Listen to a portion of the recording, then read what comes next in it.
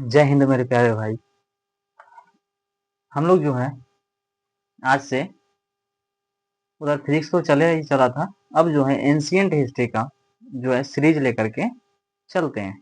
ठीक है, इसमें जो है हम लोग लगभग 16 चैप्टर है। ठीक है, लगभग 16 चैप्टर है। उन 16 चैप्टर को क्या करेंगे हम लोग अच्छी तरीका से कवर करेंगे। उसमें से फर्स्ट चैप्टर जो है आपका पुराण पाषाण काल है। क्या है? पुराण पाषाण काल। उस पुराण पाषाण काल को छोड़ करके वहां से फिर अगला चैप्टर जो आपका सिंधु घाटी सभ्यता है, वहां से जो हम लोग स्टार्ट करेंगे। आप सबको बता दें ये एंशियंट हिस्ट्री का सीरीज खत्म होने के बाद आप सबका जो है मिडिल हिस्ट्री का सीरीज आएगा। ठीक है, तो बस कंटिन्यू क्लास जो है करते रहिएगा। इस ढंग से पढ़ा दिया जाएगा ताकि कहीं से भी आप सबको दिक्कत नहीं होगा। क्या करेंगे, एक जैसे फिजिक्स का वहां पे प्ले लिस्ट बना हुआ है उसी प्रकार से यहाँ पे एंशियंट हिस्ट्री का प्ले लिस्ट बना देंगे और वहीं से जो है आप लोग पूरा का पूरा एंशियंट हिस्ट्री पढ़ सकते हैं। फिर मिडिल हिस्ट्री का प्ले लिस्ट बना देंगे, वहां से मिडिल हिस्ट्री पढ़ सकते हैं। फिर मॉडर्न हिस्ट्री का, फिर उसके बाद आएगा हमारा पॉलिटी का क्लास, तब आएगा जाकर के फिर इकोनॉमिक्स ज्योग्राफी का क्लास। ठीक है, मतलब ये जो है यहाँ पे सारा का सारा क्लास कोशिश करेंगे जीएस खत्म करने का अगले 6 मंथ में। इस 6 मंथ में जो है पूरा कोशिश करेंगे कि सारा जो जीएस जितना जीएस हम लोग पढ़े सारा का सारा कवर हो जाए। करंट अफेयर्स जो है ये डालना स्टार्ट करेंगे, लेकिन ये जो है करंट अफेयर्स आप सबका दिसंबर से चलेगा। ठीक है, तो आप लोग बस निश्चिंत होकर के इस चैनल पे जीएस का जो है पूरा क्लास आसानी से पढ़ सकते हैं। चलिए आइए स्टार्ट करते हैं। हम लोग बात करते हैं सिंधु घाटी सभ्यता का।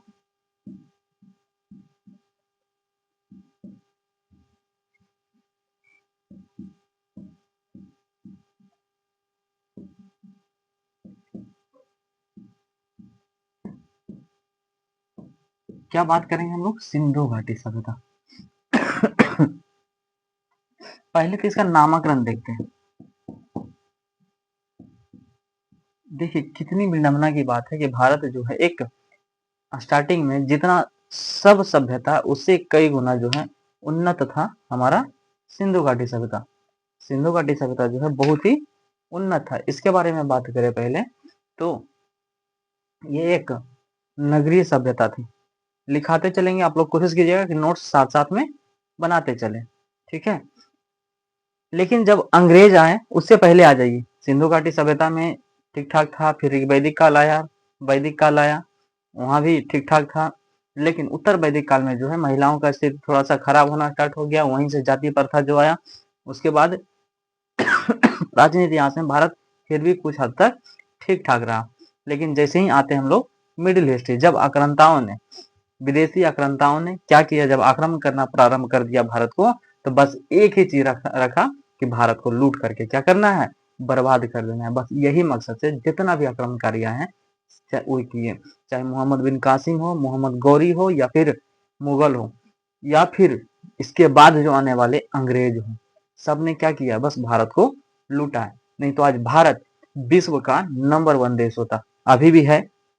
अभी जो है अर्थव्यवस्था में जो है विकसित नहीं कहलाता है, लेकिन अगर वो सब नहीं लूटते तो सोचिए भारत के पास इतना धन था कि भारत एक समृद्धशाली देश होता, एक विकसित देश होता। लेकिन अभी भी भारत के अर्थव्यवस्था में विकासशील का प्रयोग किया जाता है। ठीक है, चलिए हाँ, तो हम लोग बात कर रहे थे इसका नामकरण के बारे में, सिंधु घाटी सभ्यता का नामकरण। अब देखिए क्या हुआ कि सिंधु घाटी सभ्यता ज्यादातर जो स्थल प्राप्त हुए ना वो सिंधु नदी के किनारे हैं। ज्यादातर स्थल जो है सिंधु नदी के किनारे प्राप्त हुआ, यही कारण जो है पहला इसको बोला गया सिंधु घाटी सभ्यता। क्या बोला गया? सिंधु घाटी सभ्यता। किस कारण से? क्योंकि ज्यादातर स्थल जो है सिंधु नदी के किनारे प्राप्त हुआ है, जिसके कारण जैसे मोहनजोदड़ो हो गया, ये तो सारा सब क्या है, सिंधु नदी के किनारे प्राप्त हुआ। किस कारण से?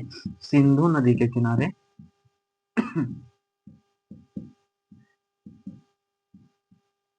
सिंधु नदी के किनारे प्राप्त स्थल के कारण, किनारे ज्यादातर ज्यादातर असर होने के कारण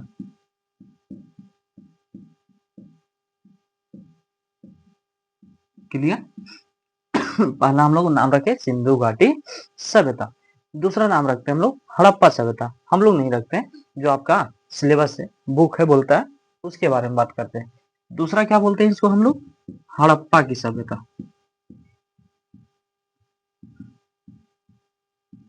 अब बोलेगा सर हड़प्पा सभ्यता क्यों बोलते हैं, यहाँ पे देखिए ये नहीं लिखते, क्या बोलेंगे हड़प्पा सभ्यता, सर्वप्रथम जो नगर खोजा गया था वो हड़प्पा ही खोजा गया था 1921 ईस्वी में दयाराम साहनी के द्वारा, इसलिए इसको बोला गया हड़प्पा की सभ्यता। इसलिए इसको क्या बोला गया, हड़प्पा की सभ्यता।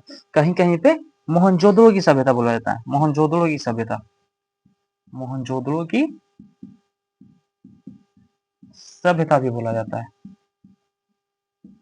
तो ये किस कारण बोला जाता है, तो ये बोला जाता है क्योंकि सबसे बड़ा नगर जो मिला है हड़प्पा के बाद वहां मोहनजोदड़ो मिला, इस कारण से इसको मोहनजोदड़ो की सभ्यता भी कहीं कहीं पे बोल दिया जाता है।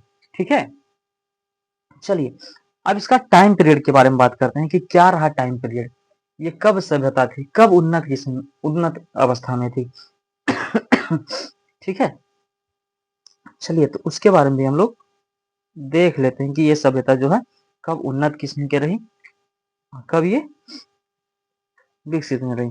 तो बस एक ही चीज ज्यादातर बताएंगे कि जो हमारा रेडियो कार्बन पद्धति बोलता है उसके अनुसार से ये सभ्यता किस, अब पहले जान लीजिए रेडियो कार्बन 40, रेडियो कार्बन जो है रेडियो कार्बन 14 या फिर C14,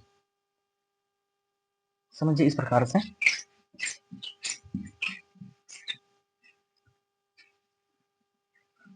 इसका हम लोग टाइम पीरियड समय काल देखते हैं। इसका क्या देखते हैं हम लोग, समय काल।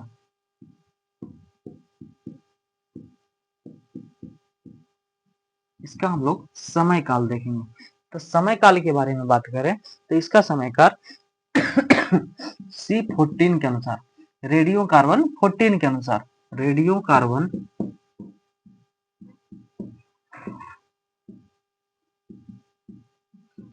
14 के अनुसार, रेडियो कार्बन 14 के अनुसार इसका जो समय काल है ना वो है हमारा 2500 से लेकर के 1750 ईसा पूर्व, 2500 से लेकर के 1750 ईसा पूर्व। ठीक है, क्या बोला जाता है 2500 से लेकर के 1750। सोच लीजिए आज से कई साल पहले, लगभग आज से इधर 2000 जोड़ लीजिए और उधर 2000, दो दो 4000, लगभग 4500 से 5000 ईसा पूर्व में जो है हमारे देश में एक सभ्यता थी, जो कि इसके बारे में अभी पढ़िएगा कि किस प्रकार की सभ्यता थी, बहुत ही उन्नत किस्म। अभी जो हम लोग नाली गली सब देखते हैं उस टाइम भी था। सोच लो आज से लगभग 4000 साल, 4500 साल पहले की बात कर रहा है। बताया जाता है कि लगभग लगभग 2000 ईसा पूर्व में, लगभग 2000 ईसा पूर्व में यह सभ्यता विकसित, बहुत ही चरमोकर्षण, यह सभ्यता बहुत ही विकसित थी। ठीक है, ये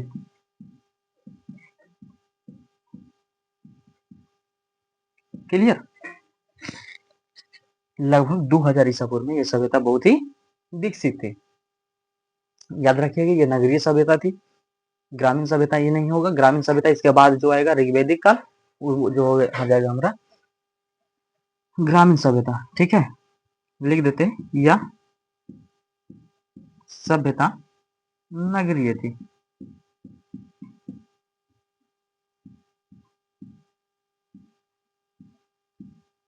और बात करेंगे हम लोग, यह ताम्रपाषाण कालीन सभ्यता था।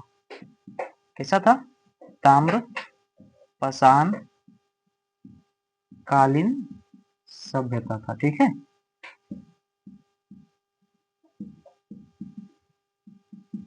क्या था, ताम्रपाषाण कालीन सभ्यता था।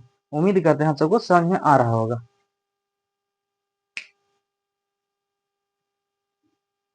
चलिए कैसा सभ्यता था ये?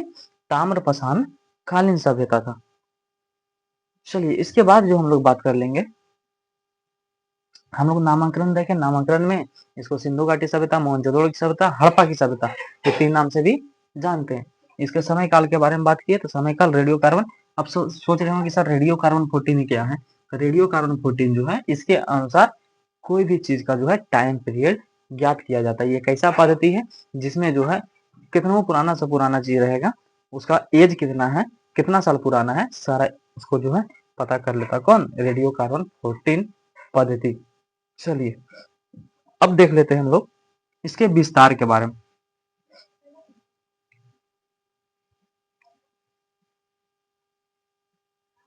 आप लोग नोट करते चलिएगा साथ साथ में।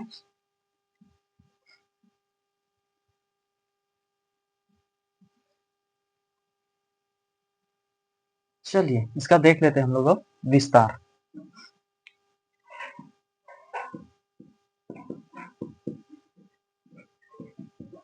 देखिए पहले बात करते हैं हम लोग विस्तार में। तो देखिए इस प्रकार से लीजिएगा कि ऊपर में जो है मांडा, ऊपर में मांडा जो कि पड़ता है जम्मू कश्मीर में।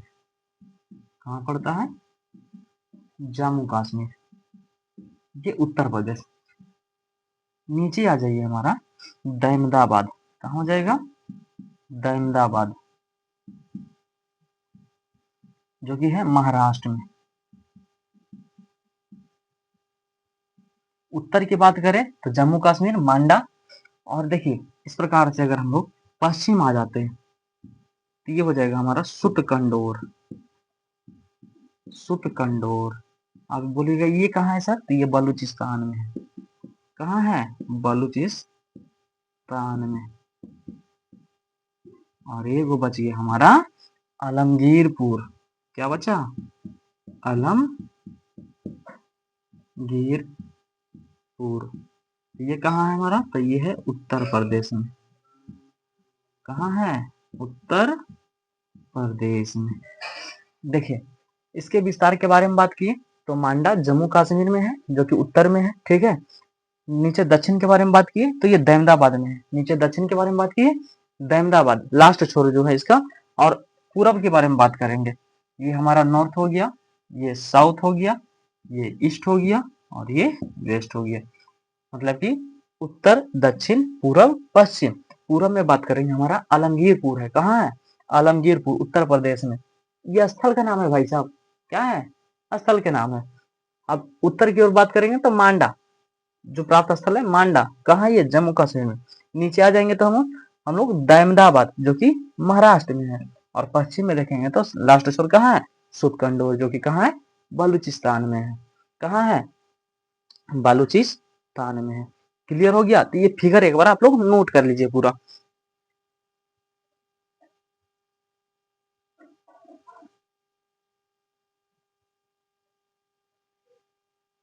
चलिए आगे बात करेंगे हम लोग। तो ये जो है एक सेकेंड, ये जो हमारा कहाँ बात कर लिए? सुतकंडोर, मांडा, दहमदाबाद और आलमगीरपुर। ये त्रिभुजाकार था। कैसा था? त्रिभुजाकार प्राप्त हुआ है। त्रिभुजाकार। अब इसका क्षेत्रफल के बारे में बात कर ले हम लोग। क्षेत्रफल लगभग 13 लाख वर्ग किलोमीटर में फैला हुआ था। कितना? लगभग 13 लाख वर्ग किलोमीटर में। सोच लीजिए कितना बड़ा जगह में था। लगभग कितना था? 13 लाख वर्ग किलोमीटर में। अब देखिए उत्तर से दक्षिण अगर बात करें, उत्तर से दक्षिण इसका लंबाई और पूर्व से पश्चिम लंबाई कितना था? तो थोड़ा सा दिक्कत आ गया था। चलिए ठीक है। क्या बात किए थे हम लोग? उत्तर से दक्षिण लंबाई इसका 1100 किलोमीटर है। कितना है? लगभग 1100 किलोमीटर। और पूरब से पश्चिम के बारे में बात करें तो इसका लंबाई 1600 किलोमीटर है। कितना है? लगभग 1600 किलोमीटर। और बात कर लेते हैं हम लोग, अभी तक लगभग 2800 स्थल प्राप्त हुआ है। कितना स्थल प्राप्त हुआ? 2800। छूट गया था जो है आप सबका क्लास थोड़ा सा देख रहे थे कि लाइव से हट गया था या बफरिंग हो रहा था जिसके कारण, नेट प्रॉब्लम के कारण। चलिए बात करते हैं कौन कौन सा देश में था। तो भारत, पाकिस्तान और अफगानिस्तान। भारत, पाकिस्तान और अफगानिस्तान, ये 3 देश में फैला हुआ था। भारत, पाकिस्तान और अफगानिस्तान में। उम्मीद करते हैं यहाँ तक आप सबको समझ में आ गया होगा। तब जो हम लोग आगे बढ़ेंगे, इसको पहले स्क्रीनशॉट ले लीजिए या फिर इसको नोट कर लीजिएगा। चलिए, तो इसको जो है हम लोग मिटा देते हैं।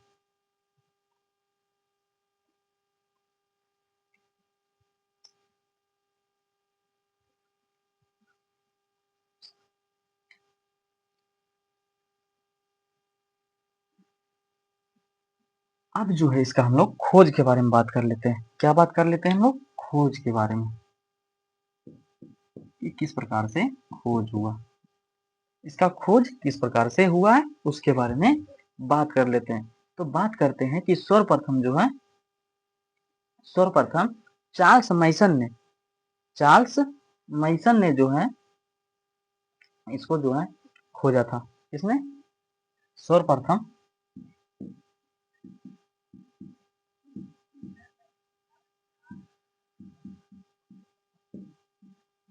चार्ल्स मैसन ने 1826 ईस्वी में, कब? 1826 ईस्वी में इस सभ्यता को देखा था, इस सभ्यता को देखा था।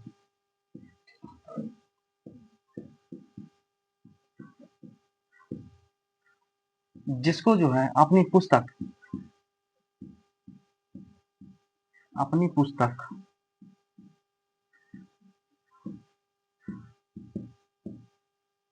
1842 में जो प्रकाशित हुआ था,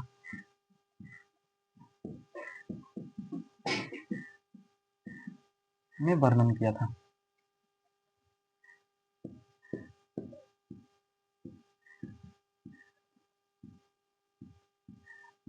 ठीक है, खोज कब हुआ?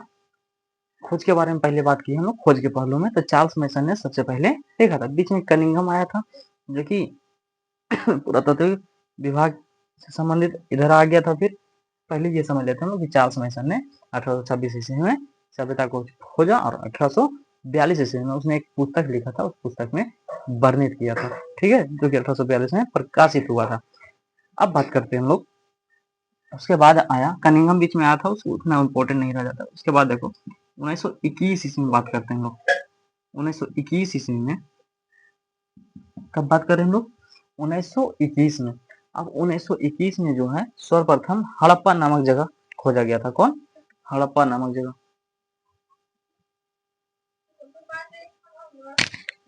चलिए, क्या बात करते हैं हम लोग? हड़प्पा नगर।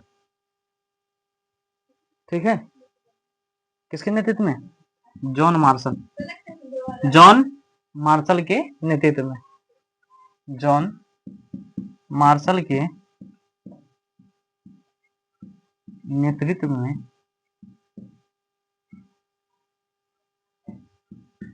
दयाराम साहनी ने हड़प्पा का खोज किया था।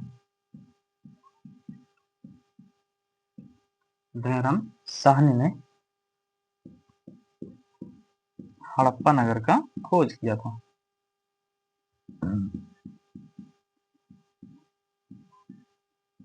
हड़प्पा नगर का सर्वप्रथम खोज किया या उत्खनन किया? क्या बोलेंगे? खोज किया या फिर उत्खनन किया था। तो इस प्रकार से फिर 1922 ईस्वी में मोहनजोदड़ो खोजा गया, मोहनजोदड़ो का उत्खनन किया गया। 1922 ईस्वी में मोहनजोदड़ो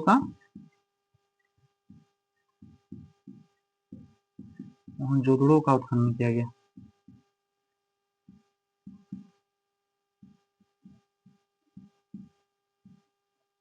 उत्खनन किसके द्वारा? रखालदास बनर्जी द्वारा, रखालदास बनर्जी द्वारा किया गया था। ठीक है, चलिए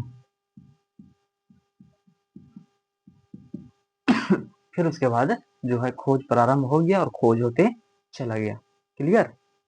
चलिए, ये था हमारा खोज के बारे में। अब देखिए क्या है कि यहाँ पे जो है प्रजाति कौन कौन सी बात करें कि प्रजाति कौन कौन सा रहता था। तो प्रजाति आपका भूमध्य सागरीय, प्रोटो ऑस्ट्रोलाइड, अल्पाइन और मंगोलाइड रहता था। कौन कौन प्रजाति यहाँ रहता था? भूमध्य सागरीय, प्रोटो ऑस्ट्रोलाइड, अल्पाइन एवं मंगोलाइड रहता था। उसमें से जो है भूमध्य सागरीय प्रजाति के लोग ज्यादा रहते थे यहाँ। कौन रहते थे ज्यादा? भूमध्य सागरीय प्रजाति के लोग यहाँ ज्यादा रहते थे। क्लियर? चलिए, तो ये हमारा है इतना इसके बारे में। उसके बाद हम लोग बात करेंगे सिंधु सभ्यता की नगर योजना। क्या बात करेंगे? सिंधु सभ्यता की नगर योजना। ठीक है, इसको भी एक सेकंड बस दीजिएगा, तो इसको भी लिख देते हैं।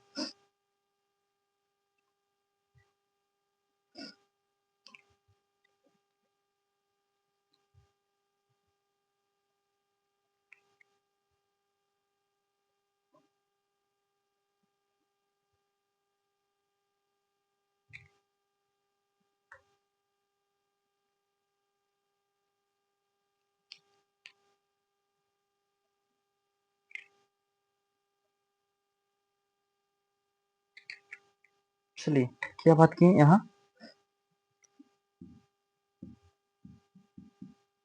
भूमध्य प्रजाति लिख देते हैं, एक सेकेंड। प्रजातियां, कौन कौन कौन प्रजातियां? निवास करने वाली प्रजातियां।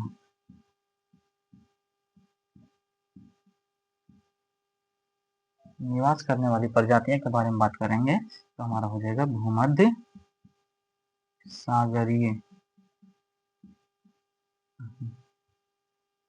भूमध्य सागरीय प्रोटो ऑस्ट्रोलाइड,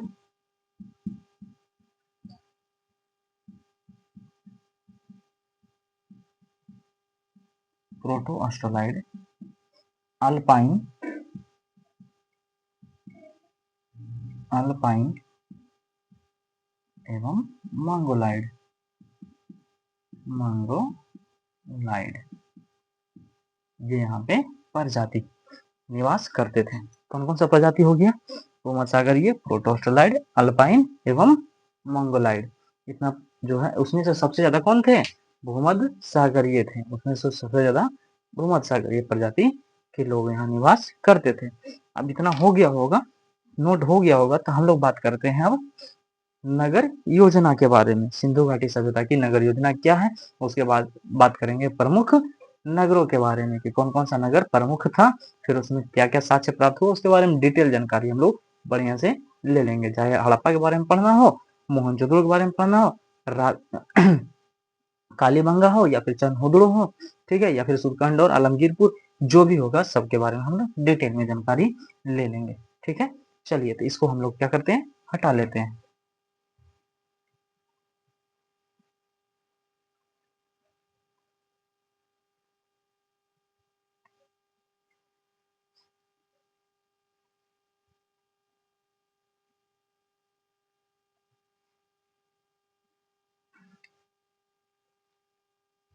चलिए, बात कर लेते हैं हम लोग सिंधु घाटी सभ्यता की नगर योजना।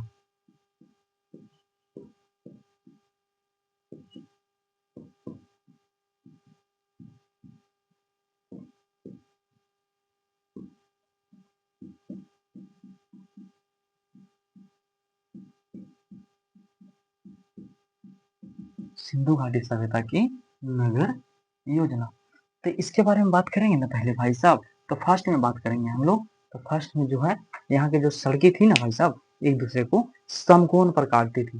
क्या करती थी? समकोण पर एक दूसरे को काटते थे। यहाँ जो है इसको बढ़िया समझिएगा, सोच लीजिए कितना उन्नत किस्म का था उस टाइम सड़क जो है एक दूसरे के समकोण पर काट रहा है। और जो है नालियां जो होती थी वो ढकी हुई होती थी, रोड के किनारे जो होता था ढकी हुई रहती थी। और क्या होता था कि जितना गांव गांव में तो छोटा छोटा नाली होके करता था, अब बाहर सड़क निकला हुआ था, उस सड़क के किनारे नालियां थी और उस नालियां में गांव का पानी जाता था और जो है गांव से बाहर या फिर नगर से बाहर उसको लेके चल जाता था। मतलब जैसी व्यवस्था अभी हम सबको देखने को मिलता है, सेम लगभग सेम जो है उसी व्यवस्था को वहां पे फॉलो लोग कर रहे थे। ठीक है, अब बात कीजिएगा घर के बारे में, तो घर में जो है एक रसोई घर, एक स्नान घर और एक कमरा जो है, और हर एक घर में अधिकांश घर में कुआं मिलता था। क्या मिलता था? अधिकांश घर में कुआं देखने को मिलता था। सोच लीजिए कितना बढ़िया नगर था। और बात करते हैं अब इसका क्या सर, इसका सबका गेट किधर खुलता था?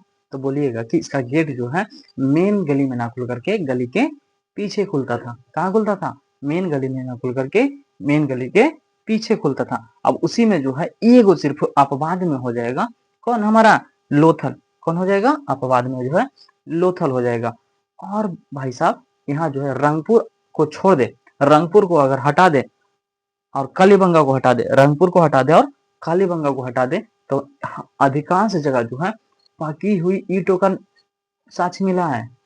मतलब पकी हुई ईटा से घर बना हुआ रहता था। सोच लीजिए कहाँ कहाँ से छोड़ दिए, कालीबंगा और रंगपुर को हटा दीजिए तो बाकी जितना भी स्थल प्राप्त हुआ ना, लगभग में घर जो है पकी हुई ईंटों से प्राप्त होता था। क्लियर। चलिए बात करते हैं, तो इसको लिख देते हैं, सड़क एक दूसरे को समकोण पर काटती थी, समकोण पर काटती थी। देखिए हमको यहाँ जो है विद्वान नहीं बनना, जो एग्जाम में पूछेगा वो सारा चीज हम लोग को पढ़ना है। ठीक है, चलिए क्या बोले, सड़क एक दूसरे को समकोण पर काटती थी। और सबसे मेन बात जो है आप सबको बता दें कि नगर दो भाग में विभाजित था। एक ऊंचा दुर्ग जिसको बोलते थे, एक ऊंचा भाग में जहाँ पे शासक वर्ग रहते थे, और एक निचला भाग था जहाँ पे आम लोग रहते थे। ठीक है, यहाँ लिख देते हैं,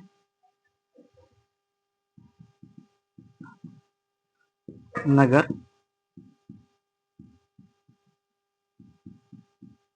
दो भागों में विभाजित था।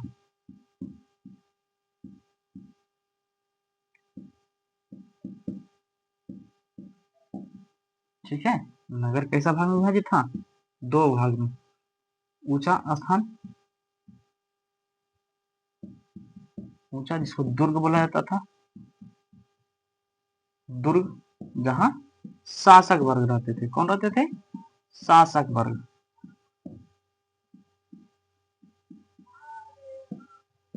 जहां शासक वर्ग रहते थे। दूसरा बात कर ले हम लोग, तो एक निचला था, निचला था जहां आम लोग रहते थे।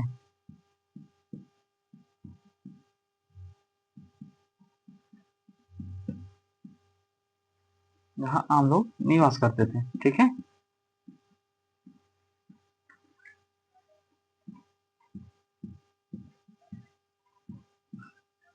क्या बोले, नगर दो भागों में विभाजित था। एक उचला जिसको दुर्ग बोला जाता था, उस दुर्ग भाग में जो है शासक वर्ग निवास करते थे। एक निचला भाग था जहां जो है, एक निचला भाग था जहां जो है आम लोग निवास करते थे, नॉर्मल लोग निवास करते थे, जैसे काम करने वाले लोग हो गए, मजदूर हो गए, निचले तबके हो गए, ये सारा निवास करते थे। चलिए उसके बाद बात की हम लोग, सड़क के किनारे क्या नालियां एक दूसरे, लिख देते हैं, सड़क के किनारे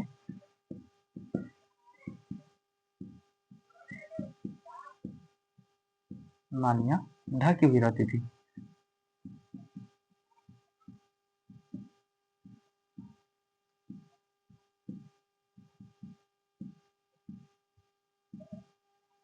क्लियर, सड़क के किनारे नालियां ढकी हुई रहती थी, जिसमें नगर की पानी आकर के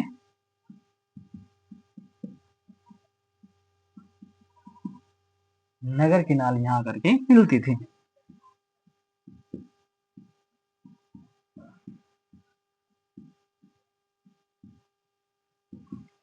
क्या था कि सड़क के किनारे जितना भी नालियां था, क्या होता था, वो ढका हुआ रहता था, और उसी में आकर के जो है सारा नालियां नगर की मिलती थी, और सारा कचरा को लेकर के वो नगर के बाहर चला जाता था। ठीक है, चलिए अब जो है बात करेंगे, घर पक्की ईंटों का बना होता था, पक्की ईंटों का बना होता था।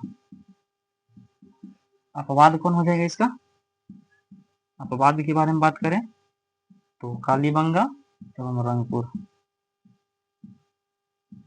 कालीबंगा एवं रंगपुर,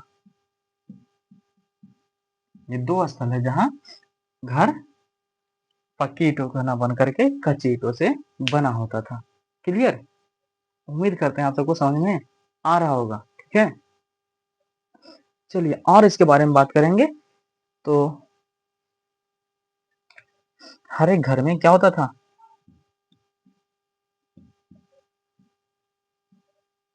प्रत्येक घर में एक आंगन, प्रत्येक घर में आंगन, रसोई घर, स्नान घर, और बाकी सोने वाला तो जगह हो भी करेगा, स्नान घर एवं कुआं, कुआं होता था।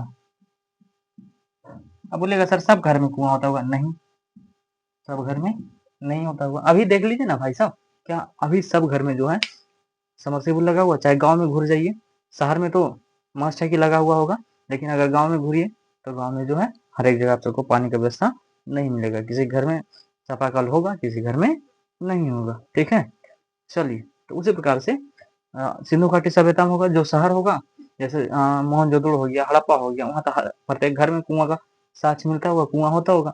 लेकिन और बाकी सब जो जगह है जो उससे सुदूर दूर स्थित होगा, वहां जो है ये सब नहीं मिलता होगा। क्लियर? चलिए, बात करते हैं। ये हो गया यहाँ तक। एक चीज और लिख लीजिए कि दरवाजे जो है मेन गली में ना खुल करके पीछे खुलता था। क्या था? दरवाजे जो है मुख्य गली में ना खुल करके पिछली गली में खुलता था। ठीक है, ये याद रख कर लीजिएगा। अपवाद में इसका सिर्फ लोथल हो जाएगा। अपवाद में क्या हो जाएगा? सिर्फ लोथल। तो ये हमारा रह गया सिंधु घाटी सभ्यता के नगर योजना के बारे में। ठीक है, ये हमारा सिंधु घाटी सभ्यता के नगर योजना था। उसके बाद इसको हटा करके हम लोग कोई एक लेकर के चलते हैं नगर के बारे में। बाद में बात करेंगे इसका कि धार्मिक व्यवस्था कैसा था, अर्थव्यवस्था कैसा था, सारा चीज हम लोग बात कर लेंगे। क्लियर? चलिए, यहाँ तक क्लियर होगा, हो गया होगा तो नोट कर लीजिएगा। बस उसमें नोट कर लीजिए कि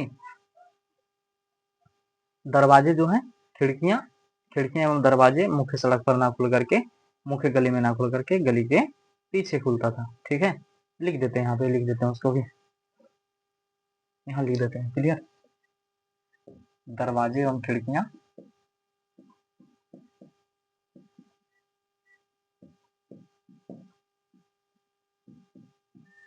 मुख्य गली में, मुख्य गलियों में ना खुलकर, यहाँ गलियां लिखा हुआ थोड़ा सा चमक रहा होगा,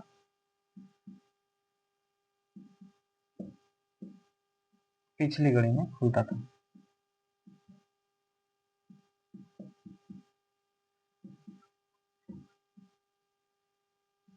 पिछली गली में खुलता था। अपवाद में सिर्फ रख लीजिएगा लोथल।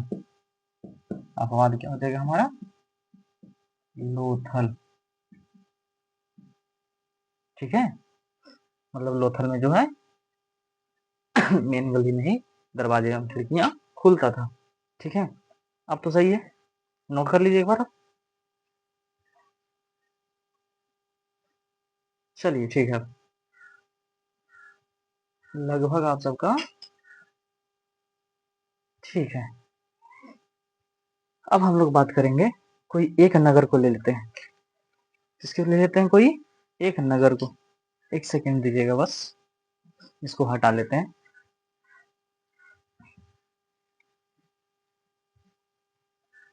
ठीक है, कोई एक नगर को लेते हैं हम लोग,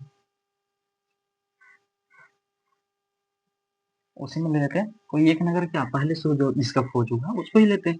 हड़प्पा को लेते हैं। ठीक है, क्या लेंगे? हड़प्पा के बारे में।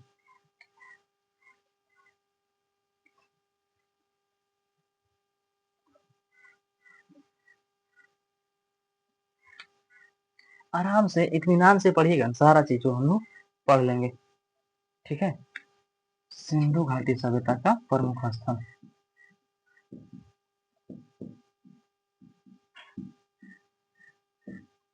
अगला हेडिंग हम सबका रहेगा।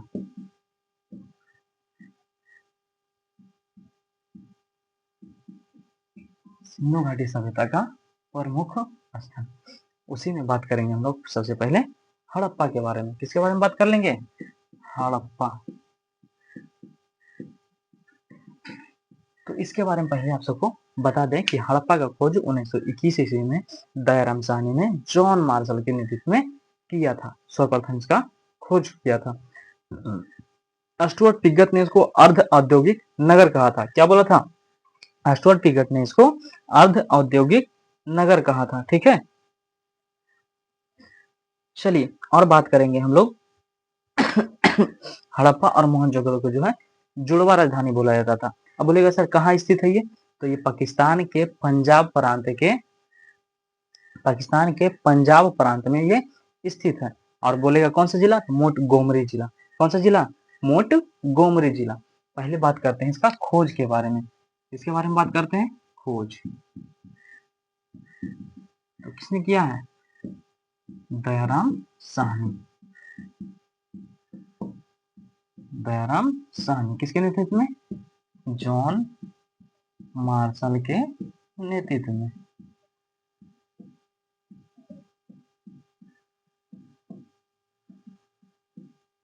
ठीक है, दयाराम साहनी ने किया, किसके नेतृत्व में? जॉन मार्शल के नेतृत्व में।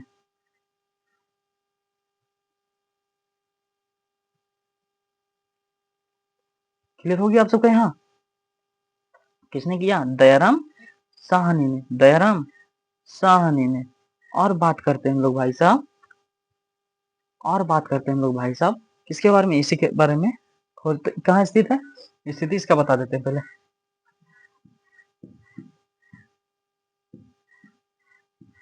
स्थिति के बारे में बात करें इसका, तो ये कहाँ है? पंजाब के,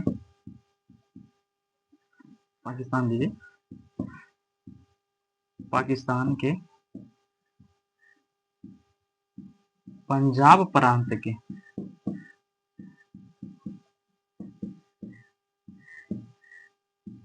मोट गोमरी जिला। मोट गोमरी जिला। नदी के बारे में बात करेंगे तो रावी नदी किनारे, रावी नदी के किनारे, रावी नदी के किनारे। ठीक है, ये हो गया हमारा स्थिति। दूसरा आगे बात कर लेंगे अगला पॉइंट का। तो स्टुअर्ट पिगट ने इसे क्या बोला है? स्टुअर्ट पिगट ने इसे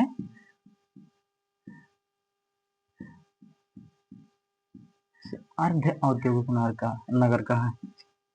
अर्ध औद्योगिक नगर कहा है। क्लियर? क्या बोला स्टुअर्ट पिगट ने इसे? अर्ध औद्योगिक नगर। उम्मीद करते हैं आप सबको यहाँ तक समझ में आ रहा होगा। और बात करें तो हड़प्पा और मोहनजोदड़ो को जो है जुड़वा राजधानी बोला जाता था।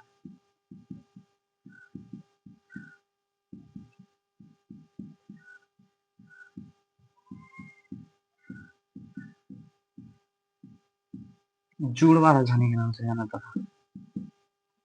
ठीक है, जुड़वा राजधानी कहा जाता था।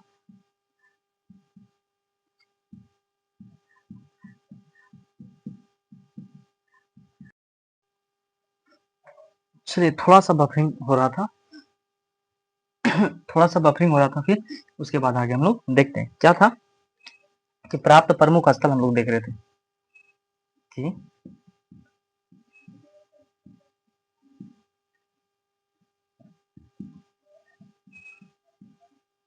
एक बच्चे का कमेंट आ रहा है सर आपका आवाज थोड़ा सा, अच्छा अभी टाइम है बउआ सर्दी का। अरे भाई मेरे, अभी सर्दी का टाइम है तो थोड़ा सा अजीब टाइप का जा रहा था, सर्दी हुआ है जिसके कारण। ठीक है, प्राप्त प्रमुख स्थल कौन कौन सा हो जाएगा? तो प्राप्त प्रमुख स्थल में बात करेंगे हम लोग। तो पहले तो कब्रिस्तान,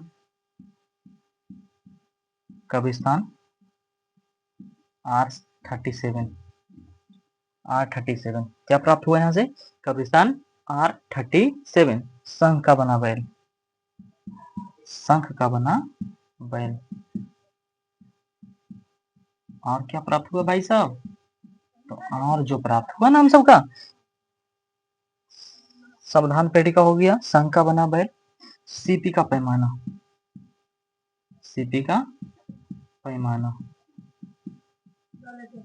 और बात करते हैं हम लोग अन्नागार। अगला बात करते हैं हम लोग अन्नागार प्राप्त हुआ। यहाँ से क्या प्राप्त हुआ है? अन्नागार। दिख रहा है ना? ढक तो नहीं रहा? एक सेकंड बस। हाँ ठीक है। क्या बात की हम लोग? अन्नागार यहाँ से प्राप्त हुआ। अन्नागार, अन्नागार। उसके बाद बात कर लेते हैं सीपी का पैमाना, संघ का बना बैल, कब्रिस्तान R37, स्त्री के गर्भ से निकलता हुआ पौधा। स्त्री के गर्भ से निकलता हुआ पौधा, निकलता हुआ पौधा। और क्या बात कर ले हम लोग? और जो यहाँ से निकला है, क्या निकला है? स्त्री के गर्भ से निकलता हुआ पौधा। गेहूं ले लीजिए, गेहूं एवं जौ इत्यादि कर लीजिए। बहुत सारा है यार। नहीं, स्वास्थ्य लीजिएगा जरूर, स्वास्थ्य।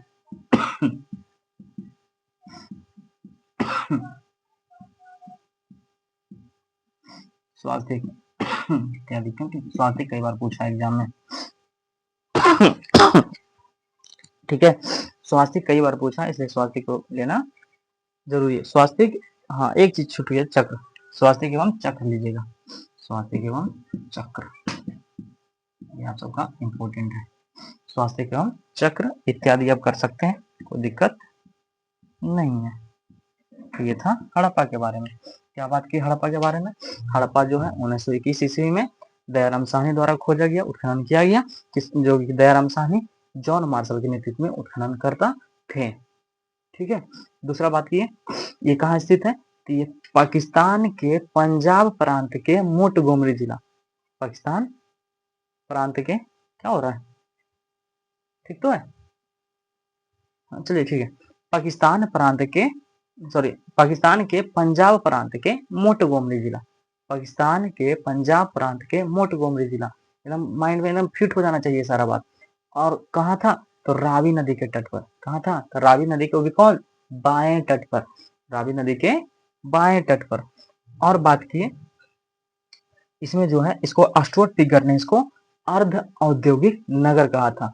स्टुअर्ट पिगर ने इसे अर्ध औद्योगिक नगर कहा था। हड़प्पा और मोहनजोदड़ो को जुड़वा राजधानी कहा जाता है। क्या कहा जाता है? हड़प्पा एवं मोहनजोदड़ो को जुड़वा राजधानी कहा जाता है। और इसके बारे में बात करें हम लोग, तो इसके पश्चिम में जो है, पश्चिम में परचीर बना करके इसका घेराबंदी किया गया था। किसका? हड़प्पा का। ठीक है, हड़प्पा प्रथम स्थल है सिंधु घाटी सभ्यता को जिसको खोजा गया था। ठीक है, यहाँ से क्या क्या प्राप्त हुआ है? क्या क्या प्राप्त, अरे एक सेकंड भाई, स्थल स्थल स्थल नहीं, वस्तुएं, वस्तुएं, क्लियर? तो यहाँ से क्या प्राप्त हुआ है? सबसे पहले हम लोग बात किए कब्रिस्तान R37 का। किसका क्या प्राप्त हुआ?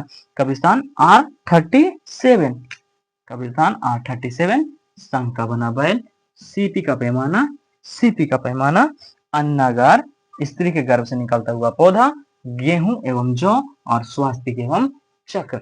इतना चीज जो है हम सबको प्राप्त हुआ है। कहाँ से? हड़प्पा से। चलिए, तो ये था हमारा एक नगर के बारे में आज पढ़ ली। बाकी जो चर्चा है हम लोग कल करेंगे। उसके पहले हम लोग एक बार रिवीजन मार लेते हैं। रिवीजन में हम लोग कहाँ से चले थे? सिंधु घाटी सभ्यता का। सिंधु घाटी सभ्यता के बारे में बात करेंगे तो सबसे पहले हम लोग नगर के नामांकन पढ़े थे। नामांकन में इसको सिंधु घाटी सभ्यता, हड़प्पा की सभ्यता, मोहनजोदड़ो की सभ्यता बोला जाता है। हड़प्पा सिंधु घाटी सभ्यता क्योंकि अधिकांश स्थल जो प्राप्त हुआ वो सिंधु नदी के तट पर है, जिसके कारण इसको सिंधु घाटी सभ्यता बोला गया था। दूसरा हम लोग बात किए थे हड़प्पा की सभ्यता, क्योंकि सबसे पहले प्रमुख नगर खोजा गया था हड़प्पा, इसलिए इसको बोला गया था हड़प्पा की सभ्यता। तीसरा बात करते हैं हम लोग मोहनजोदड़ो की सभ्यता। मोहनजोदड़ो की सभ्यता क्यों बोला गया था? क्योंकि जो है मोहनजोदड़ो यहाँ का सबसे बड़ा नगर था, इसलिए उसके अनुसार से इसको मोहनजोदड़ो की सभ्यता बोला गया था। बात की इसके भौगोलिक विस्तार में, तो उत्तर में क्या था? उत्तर में हमारा मांडा, नीचे दक्षिण में दहमदाबाद, पश्चिम में सुतकंडोर, और पूर्व में आलमगीरपुर। ठीक है, ये था हमारा भौगोलिक विस्तार। उत्तर से दक्षिण लंबाई 1100 किलोमीटर और पूर्व से पश्चिम लंबाई 1600 किलोमीटर। लगभग 3 देशों में, भारत, पाकिस्तान और अफगानिस्तान में फैला हुआ था। लगभग जो है क्षेत्रफल इसका 13 लाख वर्ग किलोमीटर था। और बात करते हैं तो ये त्रिभुजाकार आकृति में था। उसके बाद बात करते हैं हम लोग, चलिए उसके बाद बात किए थे हम लोग नगर योजना के बारे में। तो क्या था, सड़कें एक दूसरे को समकोण पर काटती थी, नालियां ढकी हुई रहती थी, और सभी जो है सभी जगह पक्की ईंटों का से बना घर मिला था। लेकिन एक जगह जो था, कौन कौन सा जगह, रंगपुर, और कौन सा जगह, हाँ कालीबंगा, कालीबंगा और रंगपुर, ये दो जगह जो था कच्ची ईंटों का बना हुआ था। उसके आगे बात करेंगे हम लोग। तो जो दरवाजे एवं खिड़कियां था, मुख्य सड़क की ओर ना खुल करके पीछे की ओर खुलता था, मुख्य सड़क की ओर ना खुल करके पीछे की ओर खुलता था। सिर्फ अपवाद था लोथर, क्या अपवाद था, लोथर। इसी प्रकार से सारा चीज हम लोग पढ़े थे। फिर उसके बाद आगे हड़प्पा में, उसके बाद थोड़ा सा खोज कब हुआ था उसके बारे में देख लिए, हड़प्पा के बारे में देख लिए। हड़प्पा तो सरासर यहाँ लिखा हुआ है। हड़प्पा का खोज दयाराम साहनी ने जॉन मार्शल के नेतृत्व में किया था। स्थिति इसका भी कहा, पाकिस्तान के पंजाब प्रांत के मोंटगोमरी जिला में रावी नदी के किनारे अशोक के गिरने से आधे औद्योगिक नगर कहा था। हड़प्पा एवं मोहनजोदड़ो को जुड़वा राजधानी कहा जाता था। यहाँ से क्या क्या प्राप्त हुआ है, कविस्तान R7, शंख का बना बैल, सीपी का पैमाना, और अन्नागार स्त्री के गर्भ से निकलता हुआ पौधा, गेहूं जौ स्वास्थ्य एवं चक्र। ये हम लोग अभी सिंधु घाटी सभ्यता का एक कोना बस पढ़े हैं। ये क्लास 3 से 4 दिन सिंधु घाटी सभ्यता का चलेगा। ठीक है, तो उम्मीद करते हैं कि आप लोग को समझ में अच्छा सा आया होगा, अच्छा ढंग से इसको नोट किए होंगे। तो कल जो हम लोग बात करेंगे इसके आगे जो बच गया है। तब तक के लिए जय हिंद।